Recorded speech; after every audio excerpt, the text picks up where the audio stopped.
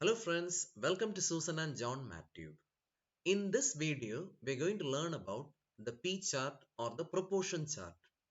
In the last video, we learned about X bar chart and the R chart. Now, P chart is also very important when it comes to industrial analysis for the data analyst. Anyway, go for the formula. So, UCL is P bar plus 3 sigma, LCL P bar minus 3 sigma, where sigma is given by this formula. Now the good news, if they ask this question in exam, you can be very happy because you don't need the industrial constants to work out this. Do you remember in the industrial chart and the R chart, the biggest negative was you had to memorize the industrial constants in case they don't give. Okay, so let's go for a problem. So look at this, similar to the X bar chart and R chart, I'll give you a practical situation. In one factory, they're planning to create a control chart. So what should we do first? Okay, they have to collect data. So can you see on 26th January, they inspected. By the way, this is a company in which they create display screens. So they inspected 100 screen and found that out of 100, 3 are damaged. Again, they took the next day's production and they found 4 are damaged. And they kept on doing it for 15 days and then they are ready for the chart. Now look at this. I am converting every data into proportion. That means 3 out of 100 are damaged. That's how I got 0.03. 4 out of 100 are damaged. Like that, I made the proportion for 15 days. Can you see I got the data 0.03, 0.04, 0.02, etc. etc. So this is exactly what you'll do first.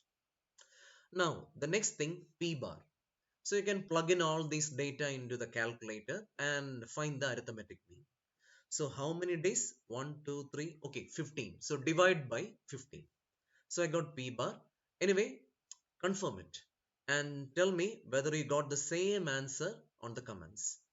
Now comes sigma. P bar multiplied by 1 minus P bar divided by n. So divided by 100 because the sample inspector per day is 100. And find UCL, LCL. Now one very important thing. If LCL becomes negative in a P chart, if LCL becomes negative in a P chart, ignore the negative value and just write 0. Now, make it very clear, in X bar chart, you can have negative, positive, anything. In R bar, it will be, by default, it will be positive.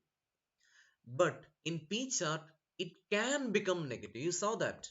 Look, it can become negative. And if it becomes negative, you have to use LCL equal to 0. Okay, now we are ready for the chart. So, like I told you, LCL, I didn't put the negative value. I'm keeping it 0.